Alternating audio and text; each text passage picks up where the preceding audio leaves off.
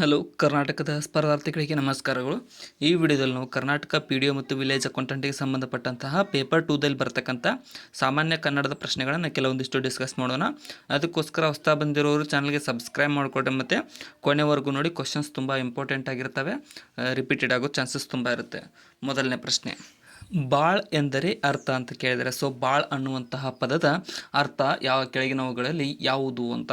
ಇಲ್ಲಿ ಕೆಳಗಿನ ಆಪ್ಷನ್ಗಳು ನೋಡ್ತಾ ಇದ್ರೆ ಸರಿಯಾದ ಉತ್ತರ ಆಪ್ಷನ್ ಸಿ ಆಗುತ್ತೆ ನೋಡಿ, ಕತ್ತಿ. ಬಾಳ್ ಅಂತ ಅಂದರೆ ಕತ್ತಿಗೆ ಒಂದು ಸಮಾನಾರ್ಥಕ ಪದವಾಗಿದೆ. ಇನ್ನೂ ಯಾರು ಸಬ್ಸ್ಕ್ರೈಬ್ ಮಾಡಿಲ್ಲ ಸಬ್ಸ್ಕ್ರೈಬ್ ಮಾಡಿಕೊಡ್ರಿ. ನೆಕ್ಸ್ಟ್, ಗೆರೆ ಎಳೆದ ಪದದ ಸರಿಯಾದ ರೂಪವನ್ನು ಗುರುತಿಸಿರಿ. ಮನಸ್ಥೈರ್ಯ ಎಂದರೆ ಏನನ್ನು ಬೇಕಾದರೂ ಸಾಧಿಸಬಹುದು. ಮನಸ್ಥೈರ್ಯ ಇದ್ದರೆ ಅಂತ. ಮನಸ್ಥೈರ್ಯ ಪದದ ಸರಿಯಾದ ರೂಪ ಏನಂದ್ರೆ ಆಪ್ಷನ್ ಎ ಮನಸ್ಥೈರ್ಯ. ಅದರ ಸರಿಯಾದ ಸ್ಪೆಲ್ಲಿಂಗ್ ಆಪ್ಷನ್ ಎದಲ್ಲಿದೆ ನೋಡಿ. ಸ್ಪೆಲ್ಲಿಂಗ್ ಬಗ್ಗೆ ಕೂಡ ಜಾಸ್ತಿ ಕೇಳ್ತಾರೆ, ಇದನ್ನು ಮಾತ್ರ ನೆಗ್ಲೆಕ್ಟ್ ಮಾಡೋಕೆ ಹೋಗ್ಬೇಡ್ರಿ. ಇನ್ನು ಗೆರೆ ಎಳೆದ ಪದದ ಸರಿಯಾದ ರೂಪವನ್ನು ಗುರುತಿಸಿರಿ. ಸಂಪುಟವನ್ನು ಪುನರ್ರಚನೆ ಮಾಡುವ ಕುರಿತು ಆಡಳಿತ ಪಕ್ಷದವರು ಚರ್ಚೆ ನಡೆಸಿದರು. ಇಲ್ಲಿ ಪುನರ್ರಚನೆಯು ಇದೇನಂದ್ರೆ ತಪ್ಪಿಲ್ಲ. ಪುನರ್ರಚನಾ ಅನ್ನುವಂಥದ್ದು ಸರಿಯಾದ ಸ್ಪೆಲ್ಲಿಂಗ್ ಆಗಿದೆ, ಅದಕ್ಕೋಸ್ಕರ ಇಲ್ಲಿ ಯಾವುದೇ ರೀತಿಯಾದ ತಪ್ಪು ಕಂಡುಬರುವುದಿಲ್ಲ. ನೆಕ್ಸ್ಟ್, ಇನ್ನು ಹೊಸಗನ್ನಡ ಮಂಗೋಳಿ ಯಾರು ಅಂತ ಕೇಳಿದರೆ, ಸೊ ಹೊಸಗನ್ನಡದ ಮಂಗೋಳಿ ಯಾರು? ಹೊಸಗನ್ನಡ ಮಂಗೋಳಿ ಅಂತ ಯಾರನ್ನು ಕರೆಯಲಾಗುತ್ತದೆ? ಇಲ್ಲಿ ಸರಿಯಾದ ಉತ್ತರ ಆಪ್ಷನ್ ಮುದ್ದನನ್ನು ಹೊಸಗನ್ನಡದ ಮಂಗೋಳಿ ಅಂತ ಕರೆಯಲಾಗುತ್ತದೆ, ಮುದ್ದನ. ನೆಕ್ಸ್ಟ್, ಇನ್ನು ಸ್ಥಾನ ಪಲ್ಲಟವಾಗಿರುವ ಪದಗಳನ್ನು ಅರ್ಥಪೂರ್ಣವಾಗಿ ಜೋಡಿಸಿರಿ ಅಂತ ಕೇಳಿದರೆ ಸರಿಯಾದ ವಾಕ್ಯವನ್ನು ರಚಿಸಿ. ಸೊ ಇಲ್ಲಿ ಅರ್ಥಪೂರ್ಣವಾಗಿ ಜೋಡಿಸಿ ಬರೆದಾಗ ಏನಾಗುತ್ತೆ ನೋಡಿ, ಆಪ್ಷನ್ ಸಿ ಸರಿಯಾಗುತ್ತೆ. ಏನಂತಂದರೆ ಫಸ್ಟು, ಮನೋಹರ ಗ್ರಂಥಮಾಲೆಯು ನಡೆದು ಬಂದ ದಾರಿ ಸಂಕಲನ ಪ್ರಕಟಿಸಿದೆ ಅನ್ನೋದು ಸರಿಯಾದ ಉತ್ತರ. ಆಪ್ಷನ್ ಸಿ ಇಲ್ಲಿ ಸರಿಯಾದ ಹೊಂದಾಣಿಕೆ ಆಗುತ್ತೆ. ಸೊ ಡಿಸ್ಕ್ರಿಪ್ಷನ್ದೊಳಗಡೆ ನಮ್ಮ ಚಾನಲ್ನ ಕೆಲವೊಂದಿಷ್ಟು ಲಿಂಕ್ಗಳಿದಾವೆ, ಅವುಗಳನ್ನು ಕೂಡ ಫಾಲೋ ಮಾಡಿಕೊಡ್ರಿ. ನೆಕ್ಸ್ಟ್,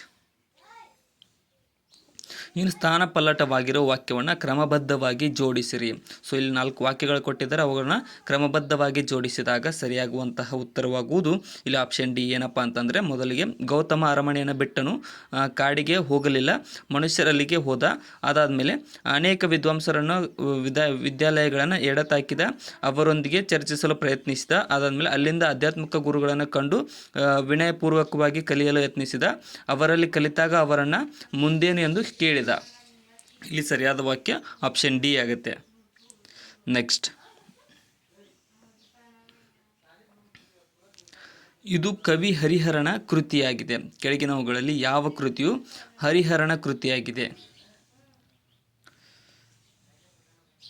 ಇಲ್ಲಿ ಸರಿಯಾದ ಉತ್ತರ ಆಪ್ಷನ್ ಬಿ ನೋಡಿ, ಗಿರಿಜಾ ಕಲ್ಯಾಣ ಅನ್ನುವಂಥ ಕೃತಿಯು ಕವಿ ಹರಿಹರನ ಕೃತಿಯಾಗಿದೆ, ಗಿರಿಜಾ ಕಲ್ಯಾಣ ಕೃತಿ.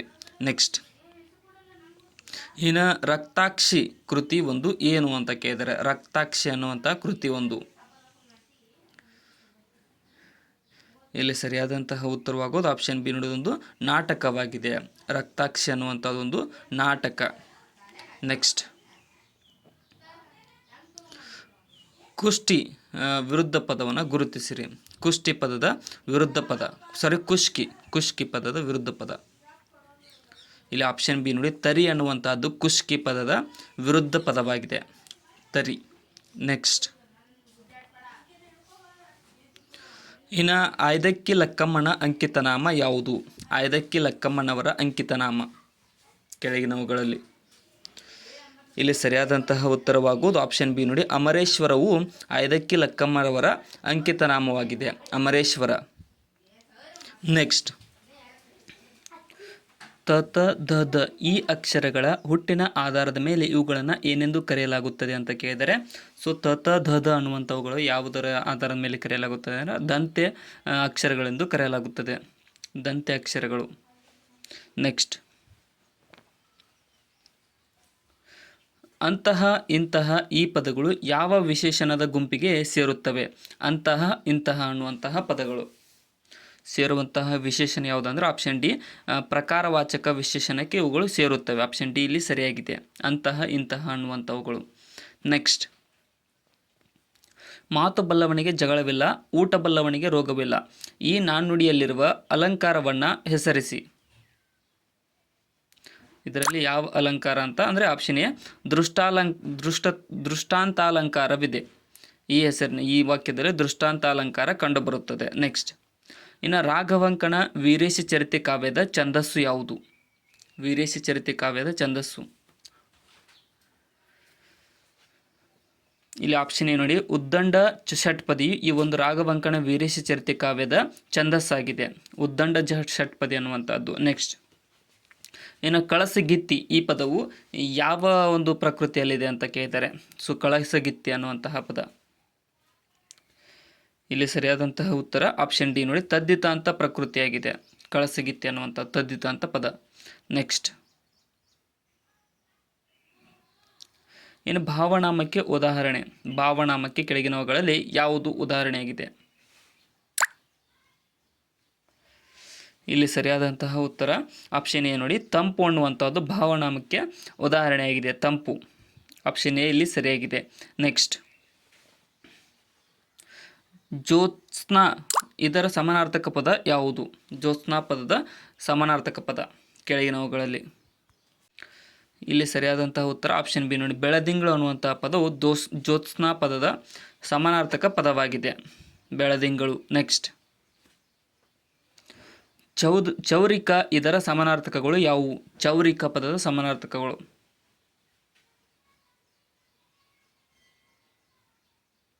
ಇಲ್ಲಿ ಆಪ್ಷನ್ ಎ ಕೇಶಾಧಿಕಾರಿ ಮತ್ತು ಭಂಡಾರಿ ಅನ್ನುವಂಥವುಗಳು ಚೌರಿಕ ಪದದ ಸಮಾನಾರ್ಥಕಗಳಾಗಿವೆ. ಚೌರಿಕ ಅಲ್ಲದ ಭೌರಿಕ, ಸಾರಿ. ಚಿಗರೆಯನ್ನು ಈ ಅರ್ಥದಿಂದ ಗ್ರಹಿಸಬಹುದು.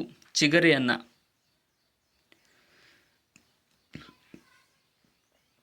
ಇಲ್ಲಿ ಆಪ್ಷನ್ ಸಿ ಹುಲ್ಲೆ ಅನ್ನುವಂತಹ ಅರ್ಥದಿಂದ ಗ್ರಹಿಸಬಹುದಾಗಿದೆ, ಚಿಗರೆಯನ್ನು ಹುಲ್ಲೆ ಅಂತ. ನೆಕ್ಸ್ಟ್, ಈ ಉದಧಿ ಇದರ ಸಮಾನಾರ್ಥಕಗಳು ಯಾವುವು? ಉದಧಿ ಪದದ ಸಮಾನಾರ್ಥಕಗಳು.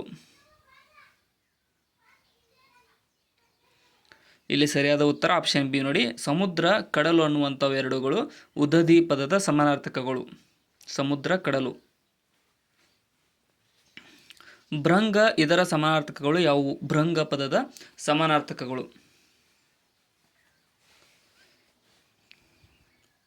ಇಲ್ಲಿ ಆಪ್ಷನ್ ಡಿ ನೋಡಿ, ಭ್ರಮರ, ಅಳಿ, ತುಂಬಿ ಅನ್ನುವಂಥವು ಮೂರು ಅಕ್ಷರಗಳು ಭೃಂಗ ಪದದ ಸಮಾನಾರ್ಥಕಗಳಾಗಿವೆ. ನೆಕ್ಸ್ಟ್, ಇನ್ನು ಪೂಣ್ಕೆ ಇದರ ಸಮಾನಾರ್ಥಕಗಳು ಯಾವುವು? ಪೂಣ್ಕೆ ಪದದ ಸಮಾನಾರ್ಥಕಗಳು. ಇಲ್ಲಿ ಸರಿಯಾದಂತಹ ಉತ್ತರ ಆಪ್ಷನ್ ಬಿ ನೋಡಿ, ಪ್ರತಿಜ್ಞೆ, ಶಪಥ ಅನ್ನುವಂಥ ಪದಗಳು ಪೂಣ್ಕೆ ಪದದ ಸಮಾನಾರ್ಥಕ ಪದಗಳಾಗಿವೆ, ಪ್ರತಿಜ್ಞೆ, ಶಪಥ. ಇನ್ನು ಹದುಳ ಇದರ ಸಮಾನಾರ್ಥಕಗಳು ಯಾವುವು? ಹದುಳ ಪದದ ಸಮಾನಾರ್ಥಕಗಳು.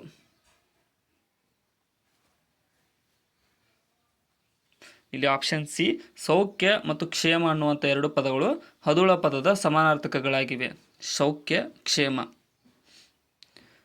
ಎಮ್ಮೆ ಮಣಿಯಂಗಳದಿ ಬೆಳೆದೊಂದು ಹೂವನ್ನು ನಿಮ್ಮ ಮಡಿಲೊಳಗಿಡಲು ತಂದಿರುವೆನು.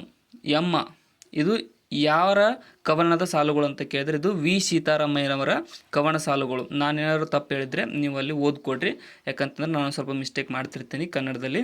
ಇನ್ನು ಈ ವಾಕ್ಯದಲ್ಲಿನ ಗೆರೆ ಎಳೆದ ಇಂಗ್ಲೀಷ್ ಪದಕ್ಕೆ ಕನ್ನಡ ರೂಪವನ್ನು ಗುರುತಿಸಿ. ಎಲ್ಲ ವಿಶ್ವವಿದ್ಯಾಲಯಗಳ ಪಠ್ಯಕ್ರಮದಲ್ಲಿ ಯೂನಿಫಾರ್ಮಿಟಿ ಇರಲಿ ಎಂದು ಶಿಕ್ಷಣ ತಜ್ಞರು ಸೂಚಿಸಿದ್ದಾರೆ. ಇಲ್ಲಿ ಆಪ್ಷನ್ ಸಿ ನೋಡಿ, ಏಕರೂಪತೆ. ಯೂನಿಫಾರ್ಮಿಟಿ ಅಂತ ಅಂದರೆ ಏಕರೂಪತೆ ಕನ್ನಡದಲ್ಲಿ. ನೆಕ್ಸ್ಟ್, ಈ ವಾಕ್ಯದಲ್ಲಿನ ಗೆರೆ ಎಳೆದ ಇಂಗ್ಲೀಷ್ ಪದಕ್ಕೆ ಕನ್ನಡ ರೂಪವನ್ನು ಗುರುತಿಸಿ. ಮುಖ್ಯ ವಿಷಯವೊಂದನ್ನು ಇಲಾಖೆಯ ನೌಕರರಿಗೆ ಸರ್ಕ್ಯುಲರ್ ಮೂಲಕ ತಿಳಿಸಲಾಯಿತು. ಇಲ್ಲಿ ಸರ್ಕ್ಯುಲರ್ ಅಂತ ಅಂದರೆ ಆಪ್ಷನ್ ಬಿ ಸುತ್ತೋಲೆ ಅಂತ ಕರೆಯಲಾಗುತ್ತದೆ, ಸರ್ಕ್ಯುಲರ್, ಸುತ್ತೋಲೆ. ನೆಕ್ಸ್ಟ್, ತಸ್ಕರ ಎಂದರೆ ಏನು? ಅದರ ಸಮಾನಾರ್ಥಕ ರೂಪ ತಸ್ಕರ.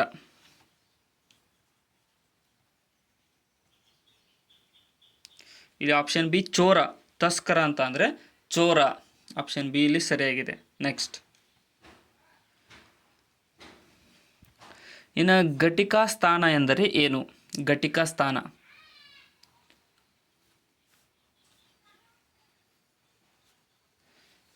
ಇಲ್ಲಿ ಸರಿಯಾದ ಉತ್ತರ ಆಪ್ಷನ್ ಉನ್ನತ ವಿದ್ಯಾಕೇಂದ್ರಕ್ಕೆ ಘಟಿಕಾ ಸ್ಥಾನ ಅಂತ ಕರೆಯಲಾಗುತ್ತದೆ.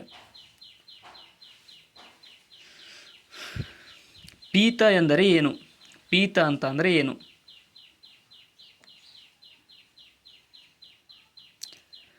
ಇಲ್ಲಿ ಸರಿಯಾದಂತಹ ಉತ್ತರ ಆಪ್ಷನ್ ಸಿ ನೋಡಿ, ಹಳದಿ ಅನ್ನುವಂಥದ್ದು ಪೀತ ಪದಕ್ಕೆ ಸಮಾನಾರ್ಥಕವಾಗಿದೆ ಹಳದಿ. ಪೀತ ಅಂತಂದರೆ ಹಳದಿ.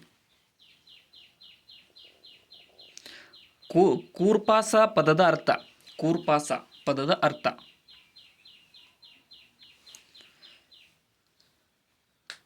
ಇಲ್ಲಿ ಆಪ್ಷನ್ ಡಿ, ಕುಪ್ಪಸ ಅನ್ನುವಂಥದ್ದು ಕೂರ್ಪಾಸ ಪದದ ಅರ್ಥವಾಗಿದೆ. ಕುಪ್ಪಸ, ಕೂರ್ಪಾಸ ಅಂತಂದರೆ ಕುಪ್ಪಸ. ಇನ್ನು DVG ಅವರ ಮಂಕುತಿಮ್ಮನ ಕಗ್ಗವನ್ನ ಕನ್ನಡದ ಶ್ರೀಮದ್ ಭಗವದ್ಗೀತೆ ಎಂದು ಕರೆಯುತ್ತಾರೆ. ಇಲ್ಲಿ ಶ್ರೀಮದ್ ಭಗವದ್ಗೀತಾ ಸರಿಯಾದ ಉತ್ತರ ಶ್ರೀಮದ್ ಭಗವದ್ಗೀತಾ ಅನ್ನೋದು ಆಪ್ಷನ್ ಎದಲ್ಲಿ ಸರಿಯಾದ ಸ್ಪೆಲ್ಲಿಂಗ್ ಆಗಿದೆ. ಕಾಗುಣಿತ. ನೆಕ್ಸ್ಟ್, ಇನ್ನು ಉದಯವಾಗಲಿ ನಮ್ಮ ಚೆಲುವ ಕನ್ನಡದ ನಾಡು ಗೀತೆಯ ರಚನೆಕಾರರು ಯಾರು?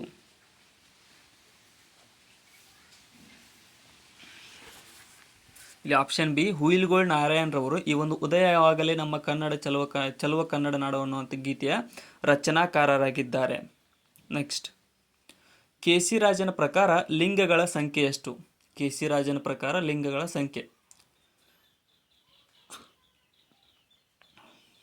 ಇಲ್ಲಿ ಆಪ್ಷನ್ ಡಿ ನೋಡಿ, 9 ಲಿಂಗಗಳಿವೆ. ಕೆ.ಸಿ. ರಾಜನ ಪ್ರಕಾರ ಲಿಂಗಗಳು 9.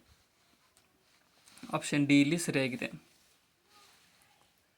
ಇನ್ನು ಅರ್ತಿ ಪದದ ಅರ್ಥವೇನು? ಅರ್ತಿ ಅನ್ನುವಂತಹ ಪದದ ಅರ್ಥ.